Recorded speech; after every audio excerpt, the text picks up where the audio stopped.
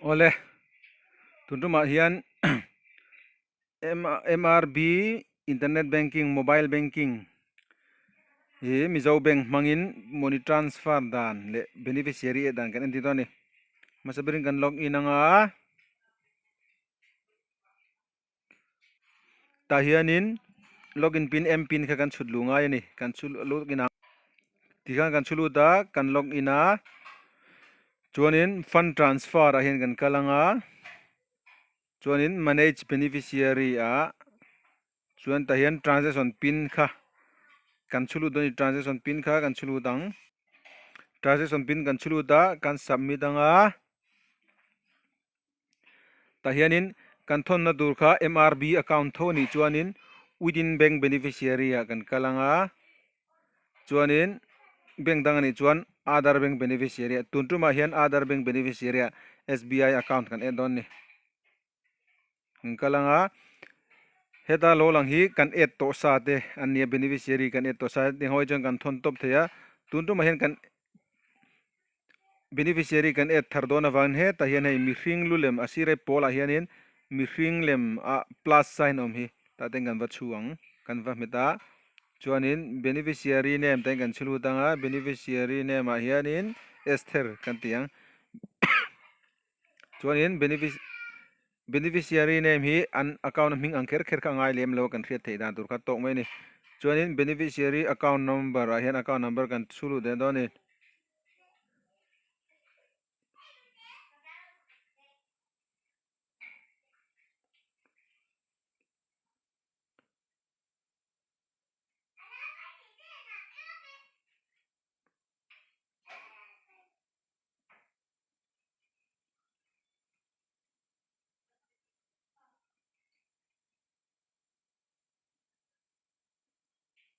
tian account number kan chulu ta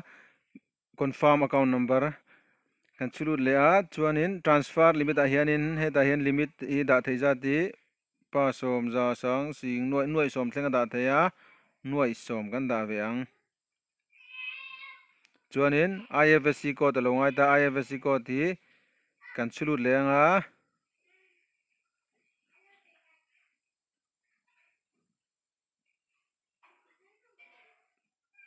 IFSC code number kan chulu ta submit kan hmedanga chuan ta hian confirm kan hmedang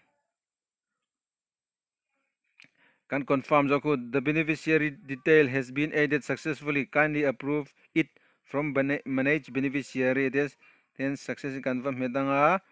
chuanin he ta hianin kan englo add to ho cha te karon la kan add to ho sa ka chutianin status and approve status approve along tu na kan ena ka chuan status a hianin not approve in dia approve ti kan va medoni approve ti kan va meta chuanin enter OTP tahian OTP hi kan copy anga OTP kan chulu anga chuanin kan submit ang chuanin beneficiary has been approved atia chuanin kan add ta success kan meta dikhan kan add ta chuanin poisa kan thon don chuanin tihan athon hal mai thei to don ni kan thon don chuanin tuna khanin I heta kan home hin kan vakal le phonga du le home kan kala fund transfer kan kalanga chuanin manage beneficiary kalangai to lowin fund transfer akan kal teito fund transfer entinan other bank atuna mi kan transfer other bank akan kala within bank apo khana kal theini chuanin NEFT RTGS IMPS ama NEFT hi tlangpuin noi ni and below 2 lakhs below ania RTGS 2 lakh and above ania IMPS hi chu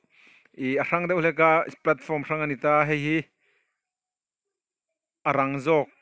tira kan soi solom lawe chu wangin man motil to chuanin heya hianin instantly nei va in credit ngala ti hianin atuna po khan IMPS in kan toni IMPS hianin kan beneficiary kan thona kan debit account chu kan account number karon langhala chuanin debit account karon langhala chuanin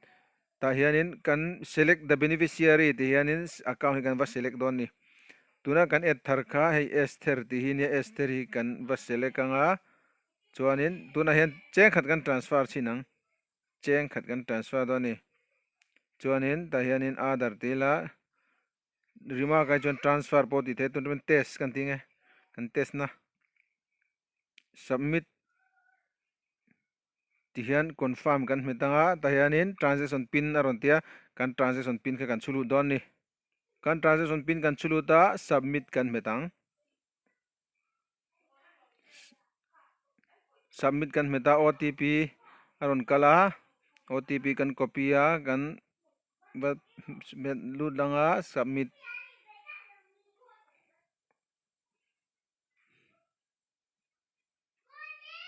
tikhan ani mai ni insufficient balance sa titlat mai poila we kha kha kan hriat dan chu ni to thawa tikhanin du hun huna poisa kan thon to mai don ni kan tile chin nga da account pakhada khanin cheng khat kan tile chin nga te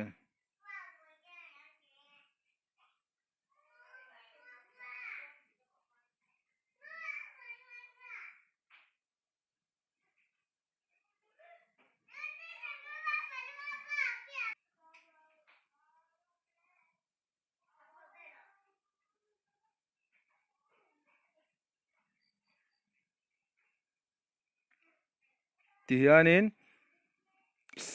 kan submit to mai don ni submit kan hmetanga tikhanin khatiang khan ania kan video te min lo like a min lo comment te min lo pek saka tin min lo share sak turin le kan channel te min lo subscribe sak zel turin viewer te som tak me cheu ni ole khati jong kha ni le phon ro se